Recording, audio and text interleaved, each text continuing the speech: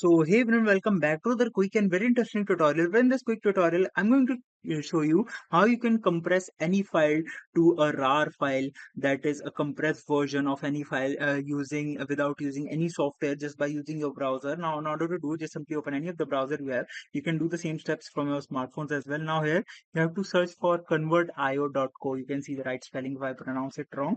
And now here it will ask you to upload the file that you want to compress. You can just simply upload the file by clicking over there.